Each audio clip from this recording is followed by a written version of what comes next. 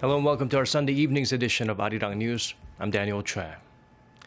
The ruling Saenuri Party has failed to extinguish the internal strife that's plagued it in recent weeks. The latest feud comes after the party decided to welcome back a handful of lawmakers that left before the April elections. Our Kim Min-ji starts us off. Ruling Saenuri Party Chairman Chung Jin-seok apologized to the chairman of the party's Innovation Committee, Kim Hee-ok, for pressing him to welcome a group of former lawmakers back into the party. Kim has boycotted several party meetings in recent days and was said to be considering whether to step down. I have apologized once again, and I hope that eases his heart. I also asked him to return to the party. Kim said although he accepts the apology, he said he needs more time to think about returning, as he doesn't want the internal feud to escalate because of him. He also said he would not know what he could do if he did return because of the lack of discipline within the party. I will accept the apology if it is sincere, but I will have to think more about the other issues, and if there is anything more to say, I will do so through the party's spokesperson. The two were speaking after a meeting Sunday morning aimed at resolving an ongoing dispute over 7 lawmakers who left the party this spring. Last week, the party's Innovation Committee agreed to take back the lawmakers who left after failing to win nominations for the April general election. The issue has also divided members of the party's 2 main factions. The pro-Park Geun-hye faction has been especially critical of the reinstatement of former floor leader Yoo Seung-min, who was at the center of factional feud before the election for being critical of the president. For now, the pro-Park faction has stepped back from its offensive and is keeping a close eye on Kim's decision. Kim Min-ji, Arirang News. ISIS has its eyes on Korea. The Islamic terrorist group has reportedly identified targets in Korea, including U.S. military bases and 1 Korean citizen. Our Oh Jung-hee has the details on the list provided by Korea's top intelligence agency. The Islamic State group has targeted Korea in an online post featuring the locations of U.S. Air Force facilities in Korea and the personal information of 1 Korean citizen. According to the National Intelligence Service on Sunday, the group used the messaging service Telegram to post the locations of 77 U.S. Air Force bases around the world and the personal information of 21 ordinary citizens. The list includes Google satellite maps and the websites of U.S. Air Force bases in the Korean cities of Osan and Gunsan, as well as the name, email address, and the physical address of a person who works at an unnamed Korean welfare organization. The NIS said the Islamic State's hacking group United Cyber Caliphate obtained the data by hacking websites and collecting information from the internet. The NIS told U.S. Forces Korea and the related institutions to be on alert for possible terrorist attacks and asked the police to protect the targeted citizen. The agency added that the Korean government will do all it can do to protect citizens through its government-wide counter-terrorism system.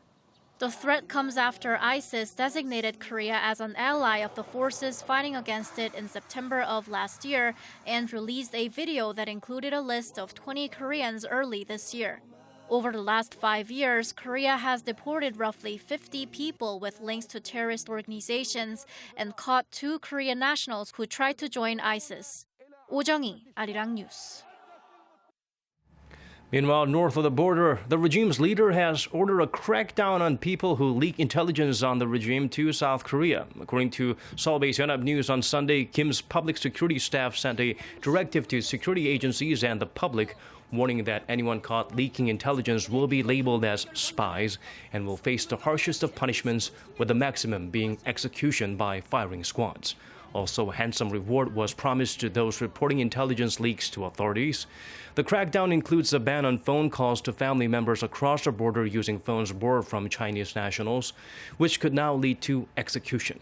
The North has also beefed up security inspections along the border with China.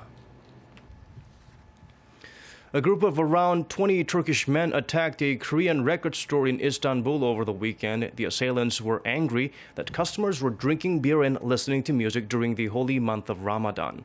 According to media reports, a group of Radiohead fans was playing the music from the band's new album at the store on Friday night to celebrate its release. The attackers reportedly broke into the store and beat up customers and the Korean store owner with pipes and bottles. Local news agencies reported, citing area residents, that it is shocking for such an attack to have occurred at a Korean record store, given the two countries' close ties. Hundreds of Turkish demonstrators protested against the government on Saturday, saying it is promoting increasingly strict Muslim values. Can one person make a difference? In the case of the late Jo Cox, there are numbers to indicate that she may have been a factor in flipping public opinion in the EU referendum campaign. The first poll conducted after the pro-EU Labour Party lawmaker was murdered on Thursday shows there is now greater support for staying in the European Union. According to the Press Association's Survation telephone poll, 45% are against Brexit, while 42% are in the Leave camp. The poll was conducted from Friday through Saturday on roughly 1,000 adults. The results are a reversal from a Survation poll released just before Cox was killed, showing mounting support for a withdrawal from the EU. Following the tragic incident, politicians have sought to promote unity. Parliament will pay tribute to Cox on Monday. Prosecutors in Korea are set to wrap up the 5-month investigation into the toxic humidifier sterilizer made by Reckitt Benckiser, Korea.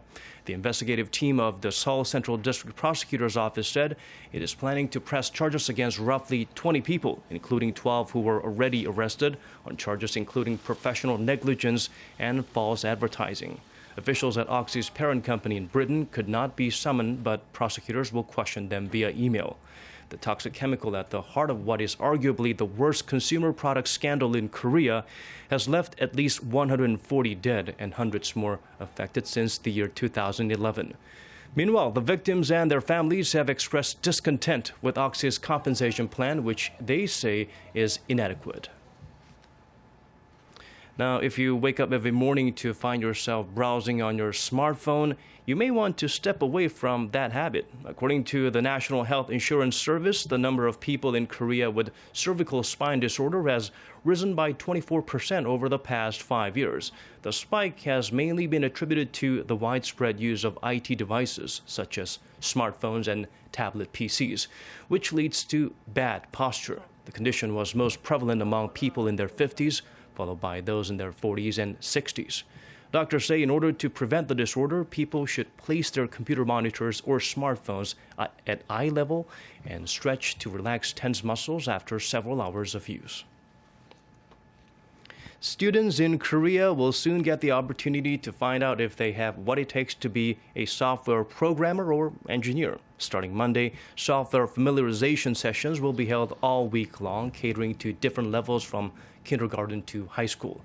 This is part of a monthly program orchestrated by the Education Ministry and the Korea Foundation for the Advancement of Science and Creativity that brings together big names from the giants of relevant industries. The participating companies include Naver, Microsoft, and Samsung Electronics. The program offers range from coding your own Bluetooth piano to creating a software-based air purifier, and also includes software-related field trips. Go to www.techteachforkorea.go.kr to learn more and apply yourself if you're a student. Myanmar, a country with plenty of resources and major political changes, is seen by many nations as having great potential to prosper. And Korea is eager to help the country tap into that potential. Kwon So-ah shows us how Korea's unique official development assistance program is making a difference there, starting in Naypyidaw.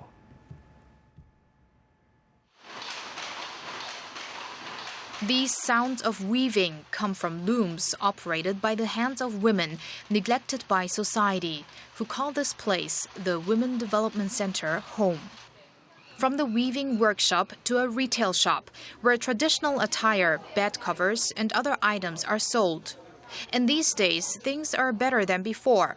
This as volunteers brought their professional methods from Korea, a part of the Korea International Cooperation Agency's aid program. I'll still remember how happy we were when we saw the products actually being sold. I believe I can make a living with the skills I learn here if I leave the center one day. Another way of helping to foster independence, a large focus of Korea's official development assistance projects, can be seen in the passing on of Korea's 1970s Saemaul movement, or rural development model that's based on diligence, self-help, and cooperation. Saemaul Undong is the bridge between poverty to prosperity. Strong monsoon rain isn't stopping these residents in this Saemaul pilot village from constructing a drainage system, which is expected to eradicate daily difficulties, including in farming. Roughly 70% in Myanmar make a living through agriculture, as it accounts of 28% of production and 23% of exports. Myanmar is abundant in vegetables and fruits like this mango. However, we don't know whether this fruit will get into the hands of customers at the market in this fresh form as of yet. According to the country's agriculture ministry, up to 42% of products are lost due to hazards such as in packaging and preserving. To tackle those issues, KOICA took the initiative in establishing a post-harvest research institute in the capital Naypyidaw earlier this month. The research results will lead to good quality products, raise competitiveness, and enhance the farmers' income and knowledge. KOICA will provide almost $23.6 million worth of projects in Myanmar this year. By comparison, Japan's ODA amounts to roughly $200 million. Although we cannot give as much aid as countries like the US, China, or Japan, we can deliver our development experience as we ourselves eradicated poverty and learn how to live well. That's our key strategy. KOICA says while more aid goes into Vietnam as of now, soon Myanmar will rank on top, as the country is seen to have enough potential to outgrow its status as an emerging economy like Korea. Kwon So-ah, Arirang News, Naypyidaw. Let's now take a quick look at the weather before we go. On Monday, it will be advisable for those in the southern regions, including Gwangju, Busan, and Jeju, to carry an umbrella on the way out. Heavy downpour is expected. Seoul and Gwangju will start the day at 21 degrees Celsius, Daegu at 22. Things will then heat up all the way to 31 in the capital, 28 in Gwangju, and 32 in Daegu. And now let's check out the weather conditions in your neck of the woods and around the world.